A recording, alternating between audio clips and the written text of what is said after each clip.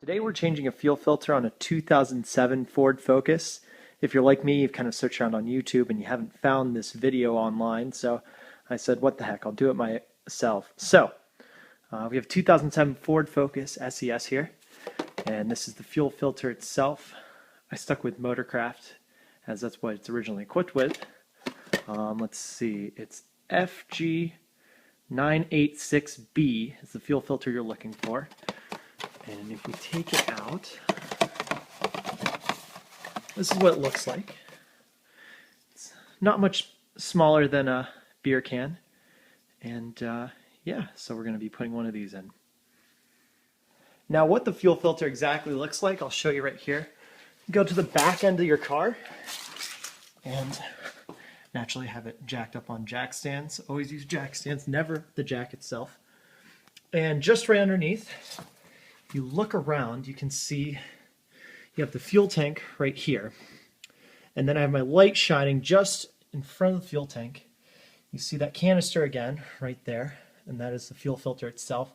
It's actually really simple trying to get the fuel filter out. All it really is just little plastic brackets, such as what you see right here. There's another one on the other side that holds it in. So all you really have to do is disconnect these plastic brackets and then unscrew.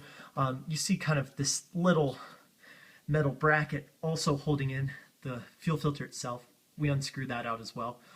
Alright, so we're on page 144 here, and what this is it is a description of all the fuses and relays that you find in the Focus. So if you turn the page, you see a nice big diagram here, and actually what we're looking for is depicted on here.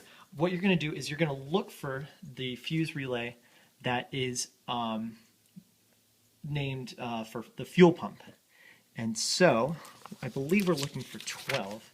So let's look and see here. Yeah. So here, let me focus here some.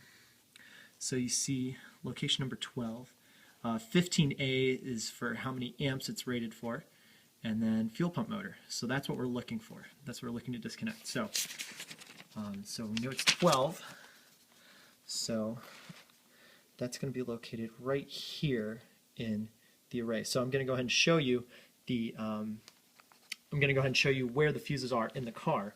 All right, so we're going to pop the hood here, and then what you're going to do is you're going to go to this fun little looking box that it too, actually, if you look at it, it has the same diagram depicted on the top of it. It's located right behind the battery on the left-hand side of the car as you're looking from the driver's seat. Now what we're going to do is, it's just a latch, so you just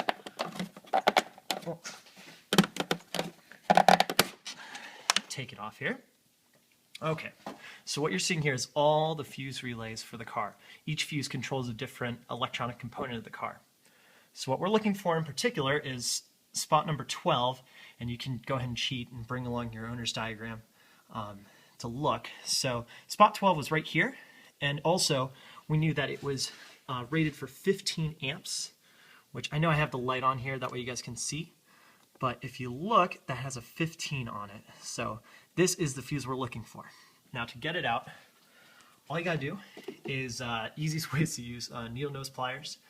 You want to be gentle with the relays, you don't want to damage it, but you just get a nice firm grip on it, because they're in pretty snug, and you just kind of pull straight up with it, and it comes out like that. What we want to do next after disconnecting the fuse relay for the fuel pump is to actually turn on the car and burn up all the gasoline that's left in the fuel system. This means that we're going to have less dripping out on us when we're down underneath the car. So what you do is you disconnect the relay first, and then once you've done that, you go ahead and just turn on the car, and it's going to run a little bit, and then it's going to kind of die out. And then you just crank it a couple more times to make sure all the gasoline has been burned up. So this is what we're going to do. First things first, we need to disconnect the evaporative line. That's just used as a way for the gasoline to be able to vent out when it heats up. So we're underneath the car. We have our fuel filters right here. Oops, sorry, black and white. Our fuel filters right here. So what we're actually going to be disconnecting first is the evaporative line, and that is this big piece of corrugated plastic, and it leads up to here. So it kind of runs alongside the fuel tank here, and it's just right underneath here. I actually found a really awesome diagram, which I'll go ahead and post right now as a link down at the bottom of this video. It's a really nice breakdown of kind of what you're looking at. The hardest part of this whole thing is figuring out how to undo these plastic brackets. Each one actually has a different action. I don't know, you could tell it was something made by committee, but each bracket does not operate the exact same. So some of them are going to be, such as this one I know, is where it's going to be a kind of a push and a twist, whereas the one in the back, you just simply push it down. I don't know why they made it that way, but that's how it goes. All right, so first we're going to work on the evaporative line. Now, the last time I did this, I don't know if I was doing it the right way or not, but I actually just took a screwdriver and stuck it in one side, pried that up, and then I stuck it in on the other side and pried that up as well. Okay, so I was, the push method didn't work, so I went ahead and used my screwdriver again. All right, so we have that bracket off. So I don't know if I'm doing this correctly, but I just take it straight out. So you have that. Set this aside. Now, all you gotta do is just kind of work the evaporative line up like that. No fuel's gonna come out of this because since an evaporative line, all that means is that fumes essentially would come up here, but it's recommended to disconnect this to help alleviate the fuel pressure within the fuel line. As you can see, that bracket's good, so I'm just going to kind of take this off. There we go. You just give it kind of a yank, and a little bit of gasoline came off. Actually, not that much, but as you can see how there's wet marks there. So that is the outtake. I'm actually going to go ahead and skip straight to taking down the bracket that holds in the fuel filter. Now, be careful. I've been having it kind of spit more gasoline at me, but what you're going to do is you're going to use an extender using my hands to just kind of gently work it down. So I'll show you where it's really up there. So, all right. After finally toying around with the fuel filter some, we finally got it loosened up. Yeah, I guess my best recommendation is to take the bracket, to undo the bracket first. That way you can let the fuel filter drop, and that way you can get both hands in there. Pull it out here, and we're going to have a good deal of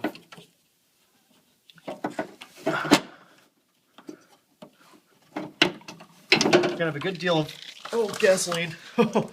See it coming down there.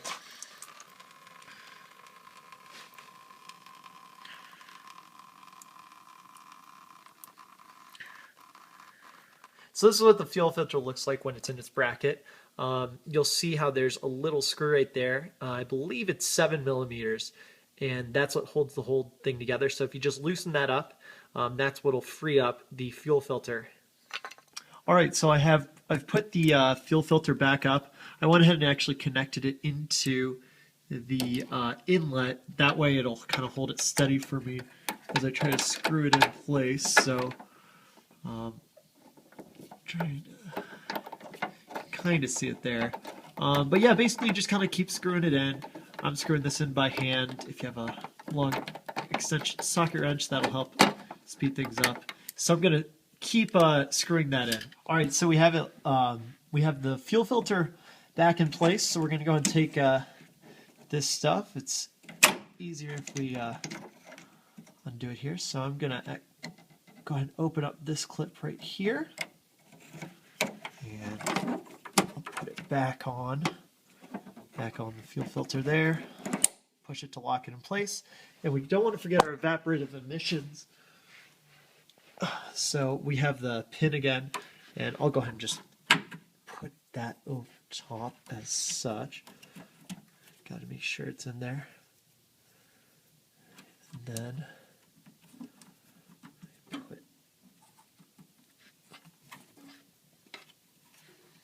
there we go. Got to be sure it's in there. So I'm just going to go ahead and put this in. And last but not least, we don't want to forget to put in our fuse for the pump. So we're going to go ahead and line that up with where we took it out. All right, with everything back in order, now we'll give it a crank and see how it turned out. There we go. All right, so that's how you do a fuel filter on a 2007 Ford Focus. Feel free to comment if you have any suggestions on better ways to go about it. And yeah, thanks for watching, and please like the video. Thanks, guys.